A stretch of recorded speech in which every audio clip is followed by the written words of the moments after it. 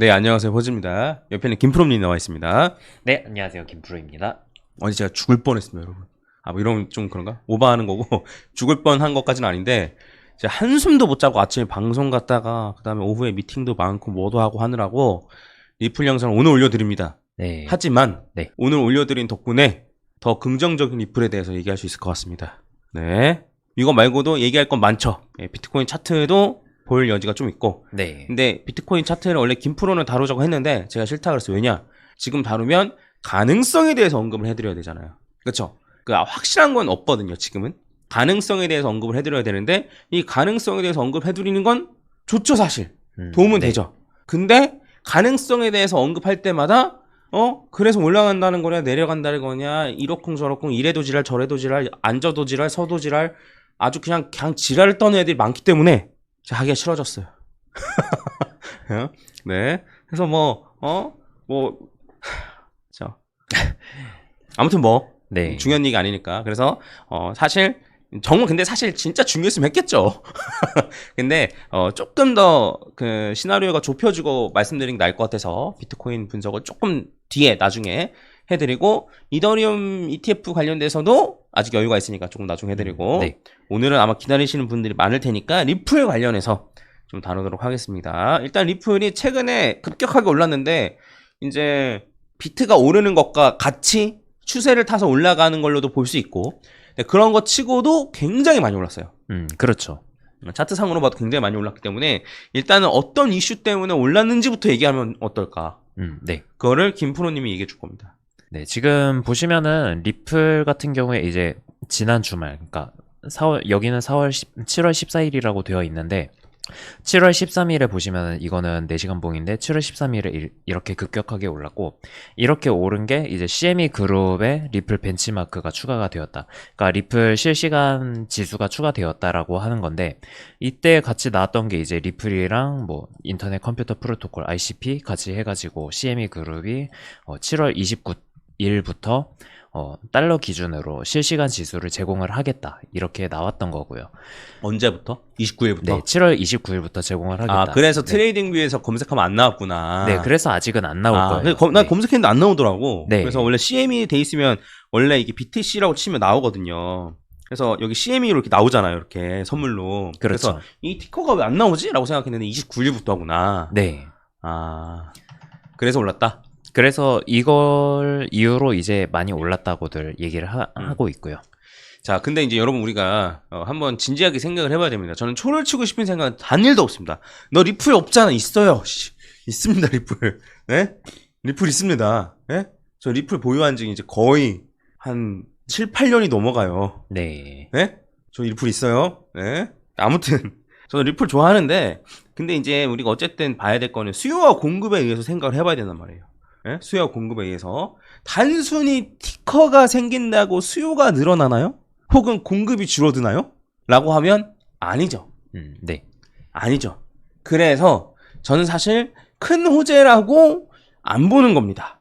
네, 안 보는 거예요. 그래서 그래도 올랐잖아. 근데 이런 가짜 호재 같은 경우에는 가격이 제자리로 돌아오기 마련이에요. 네. 네, 근데 그렇다 하더라도 어떻게든 연결해서 쥐어짜면 이런 식으로 생각을 해볼 수는 있어요.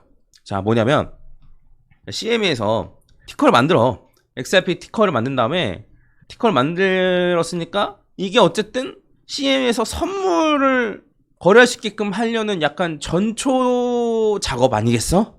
그렇죠. 이런 식으로 생각할 수 있다는 거예요. 그렇죠? 전초 작업이 아니겠어? 라고 생각을 할 수 있고 그러면 이 전초 작업을 하게 되면 그러면 리플에 대한 수요가 높아진다? 아니죠. 선물에서는 실제로 수요와 공급에 영향을 끼치지가 않아요. 네. 네. 그래서 이 비트코인 선물 ETF랑 현물 ETF가 차이가 나는 것도 현물 ETF가 훨씬 더 큰 호재인 것도 이러한 이유 때문이에요. 근데 그렇다 하더라도 CME에서 선물 상품으로 운영이 된다라고 하고 그 다음에 소송도 마무리되고 그러면 요거를 발판 삼아 선물이 안정적으로 거래가 되고 있으니까 요거를 발판 삼아 ETF까지 현물 ETF까지. 현물 ETF까지 발판 삼아 갈 수 있지 않겠어? 의 시나리오인 거예요. 그렇죠. 그쵸? 그러니까 이거를 호재로 받아들이려면 이 과정을 역으로 생각해내야 돼요. 네. 근데 대부분 이 정도로 길게 되는 거는 글쎄 반영이 늦던가. 네. 네, 안 그러면 조금 약간 뭐 퍼드성 뉴스라던가, 예, 뭐 이런 식으로 받아들일 수 있을 것 같아요. 그러니까 이제 한두 달이면 괜찮아, 네. 사실. 근데 지금 몇 다리를 건너야 되는 거잖아요. 그렇죠. 이렇게 네. 올라간 거는 중간중간에 다른 이슈가 터지면 그것 때문에 다시 가격이 원래대로 돌아갈 수도 있는 거고요. 그래서 정말 큰 호재냐라고 하면, 네, 호재가 아닙니다라고 말씀드릴 수 있겠지만, 네. 근데 워낙 리플이 호재에 목말라 있었잖아요. 그렇죠. 네, 그래서 이제 이걸 이슈로 팍 올라가는 것 같고, 네. 근데 이제 여기서 뭐 합의나 이런 것만 좀 잘 되고, 예. 근데 합의된다고 뭐 엄청나게 오를지는 모르겠지만 그래도 오르긴 오를 거 아닙니까? 네. 합의나 이런 게 잘 되고 또 그런 다음에 또 현물 ETF, 리플 현물 ETF를 신청하는 뭐 증권사나 이런 데 또 나오고, 그렇죠. 예. 그다음에 이더리움 승인된 다음에 막 뭐 이렇게 뭐 어디 그다음에 리플이 되네, 뭐 솔라나가 되네, 막 이러고 이러면 어쨌든 좀 긍정적으로 바라볼 수도 있지 않을까 싶습니다. 근데 이것만 가지고 진짜 미친 호재라고 하기에는 아니다. 네, 요 정도. 그래서 저는 다시 한 번 말씀드리지만 리플이 잘 됐으면 좋겠어요. 근데 약간 호들갑돌 정도는 아니다. 요 정도로만 전 얘기하고 싶은 겁니다. 이해가시죠? 하나 더. 같이 티커로 등록된 게 ICP인 것도 별로예요. 이게 초반에 ICP가 지금 보니까 비싼 그 업비트 빼고 다 상장돼 있더라. 네. 그래도 지금은 상장돼 있는 곳이 좀 많이 늘어나긴 했더라고요. 그래서 국내 거래소 중에서 비싼 뭐 코인원 이런 데 다 상장되어 있던데, 근데 ICP가 아시는 분들은 아시겠지만 맨 처음 만들어졌을 때도 스캠 논란이 굉장히 컸고, 그다음에 지금도 스캠 논란이 있는 걸로 알고 있습니다. 네. 그래서 이 ICP랑 같이 됐다라는 게 별로예요. 만약에 티커로 등록된 게 솔라나, 에이다 뭐 이런 애들 있잖아요. 이런 애들이랑 같이 티커로 등록됐다? 그러면 저는 그래도 더 긍정적으로 볼 것 같아요. 네. 근데 ICP랑 같이 됐다? 뜬금없죠, 솔직히. 같이 묶여야 되나?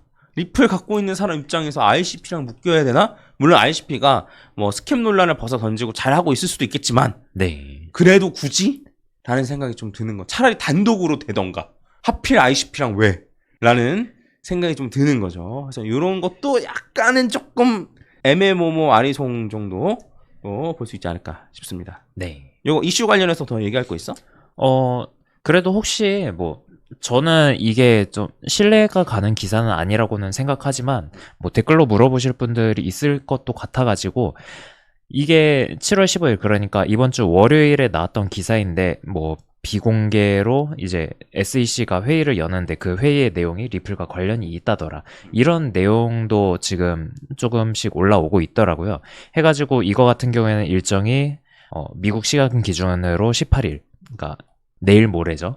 미국 시간 기준이니까 이때 뭐 SEC에서 비공개 회의가 있는데 이게 리플하고 관련이 있는 것 같다더라 라는 찌라시 정도는 도니까 이것도 아마 반영이 되지는 않았나 그렇게 생각을 하고 있고요. 저는 리플 소송은 리플이 이겼다라고 생각하고 있어요. 네. 아니잖아, 안 끝났잖아가 아니가 뭐 그 몇 개 항목 있잖아요. 이거 소송에서 중요했던 몇 개 항목 있었는데 리플한테 중요한 건 리플이 다 이겼어요. 그리고 되도 않는 거 지금 SEC가 꼬투리 잡는 거에 불과해요. 그렇죠. 그럼 되도 않는 게 합의된다고 한들, 네? 되도 않는 게 끝난다고 한들, 과연 정말 수요에 영향을 끼칠 것이냐? 네. 아직도 요 SEC 리스크 때문에 리플을 투자 안 하는 사람이 있을까요? 리플 투자하고 싶은데? 저는 없다고 봅니다. 네. 그러니까 결국에는 이게 딱 되면 SEC 리스크 때문에 내가 투자 안 하고 있었는데 투자할래! 이런 사람이 많아야지만 어쨌든 이 소송이 끝나는 게 의미가 있는 건데, 물론 의미가 있을 수도 있겠죠. 예, 저도 그러길 바래요. 근데 우리 너무 좀 호들갑 떨지 말고 네. 좀 차분히 지켜보자. 같은 리플 홀더로서, 리플 광신자가 아니고 이성적인 판단력을 갖춘 리플 홀더로서 같이 우리 좀 너무 호들갑 떨지 말고 네. 하자는 거예요. 뭔 말인지 아시겠죠? 저랑 약속. 네. 자, 이렇게 하고 차트. 네. 차트 관련해서 보도록 하겠습니다. 나 먼저 얘기할게. 네. 이게 이제 코인캐스트, 그러니까 이제 팍스경제 TV죠. 제가 이제 방송을 나가고 있는데, 이게 24년 1월 23일 날 제가 이런 식으로 그렸던 거예요. 이런 식으로 A, B, C의 가능성도 고려는 해야 된다. 네, 이때만 해도 안 좋은 경우의 수에 대해서 얘기했던 거였어요. 네. 네, 이런 경우의 수도 고려해야 된다. 네, 라고 했는데, 요거를 그대로 차트로 그려놓은 게 바로 요거거든요. 그대로 그려놓은 거를 보면은 요겁니다. 네. 정말 그대로 갔네요. 이러지 않길 바랬어요. 네. 근데 뭐 어쩌겠습니까? 네, 제가 맞았다는 게 아니에요. 이때도 시나리오 2개 얘기했었어요. 근데 요렇게 안 좋은 경우의 수로 갈 수도 있으니까 네, 이제 뭐 적절한 매수 자리라든가 안 그러면 홀더분들은 좀 마음의 준비를 하고 있어야 된다. 이런 얘기를 했었던 거였거든요. 그래서 일단 요렇게 갖고 이렇게 ABC로 볼 수 있을 것 같다. 네, 아니면 뭐 요렇게 ABC도 가능하겠죠. 요렇게 ABC 뭐든 상관없어요. 네. 그래서 이런 식으로 됐고 지금 어쨌든 2주에 걸쳐서 지금 바싹 오르고 있단 말이에요. 이렇게. 네. 2주에 정확히는 뭐 한 며칠에 걸쳐서긴 한데 주봉으로 보면 어쨌든 2주에 걸쳐서니까 바싹 오르고 있고 요 올라간 요 저점에서 고점 올라간 것만 해도 이제 한 57%가 올랐다고? 와, 2주 동안요? 진짜네?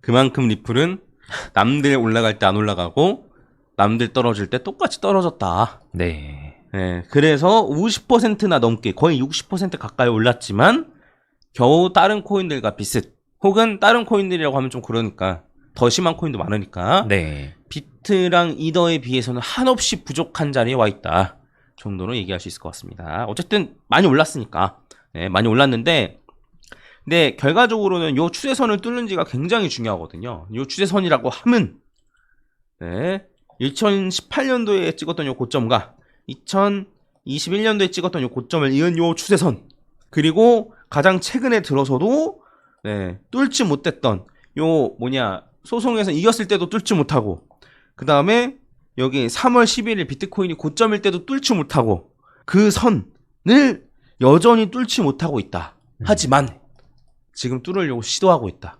요거예요. 근데 하루 이틀 전만 해도 요거가 뚫으려는 시도를 못하고 있었어요. 올라가도 이 정도까지는 올라가지 않았었는데 아, 그렇죠. 네. 네. 근데 어쨌든 저희가 조금 늦게 방송을 찍은 덕분에 요 뚫을 걸 시도하고 있다는 긍정적인 뉴스 뚫고 나서 하면 더 좋겠지만 네. 뚫는 걸 시도하고 있다는 긍정적인 뉴스라기보다는 요 차트적인 상황 네. 전해드리겠습니다. 해서 리플을 사고 싶다. 리플을 사고 싶다. 그러면 지금 살 필요 있다 없다? 없다. 언제 사면 되냐?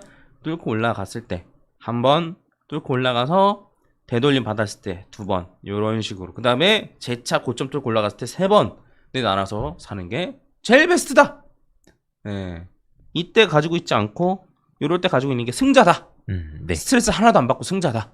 네, 요렇게. 그럼 여기 뚫고 올라간 다음에 되돌림 없으면 그러면 그냥 있는 것만 가지고 수익 가져가면 된다. 그렇죠. 그냥 고점 뚫을 때 한 번 더 해도 되는 거고.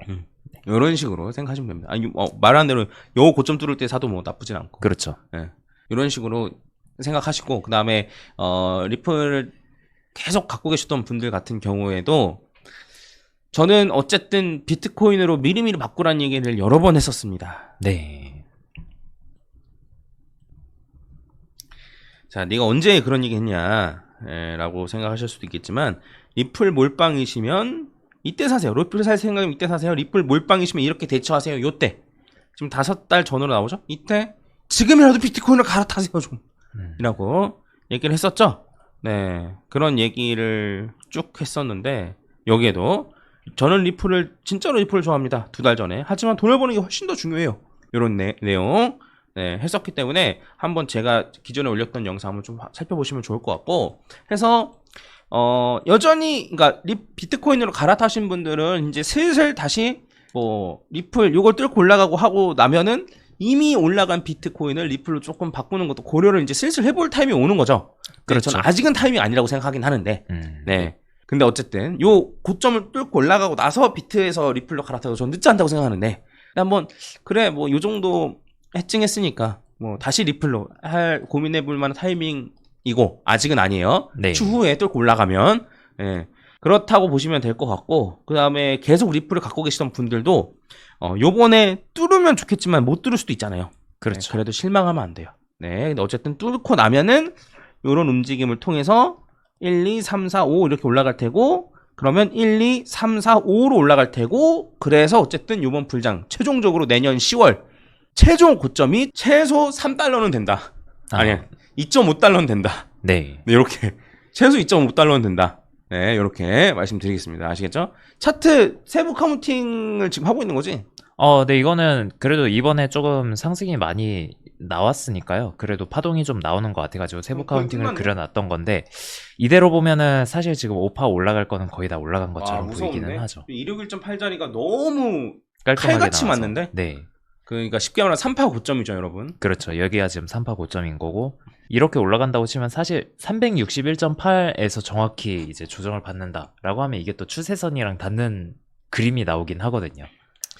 그러면 저기서 조정받고 저점을 뚫지 이렇게 않는 상태에서 재차 고점을 뚫고 올라가면 네, 그렇게 간다고 하면은 어, 그러면은 이번 사이클에서는 못 뚫어도 뭐 여기서부터 어. 1파를 다시 잡는다고 치면은 어쨌든 확실하게 추세선은 뚫고 올라가는 거네. 그렇죠. 그 다음번 상승 때는 추세선을 확실하게 뚫고 올라갈 가능성이 생긴다는 거죠. 그리고 이 정도로만 네. 네, 하고 어떻게 진행되는지는 조금 더 지켜봐야 될 것 같습니다. 자, 화이팅 외치고 마무리 짓죠. 네. 자, 하나, 둘, 셋, 화이팅! 화이팅! 네, 가보겠습니다. 좋아요 한 번씩 눌러주세요. 네, 영상 도움 되셨으면 좋아요 한 번씩 눌러주세요. 네, 감사합니다. 감사합니다. 김프로였습니다.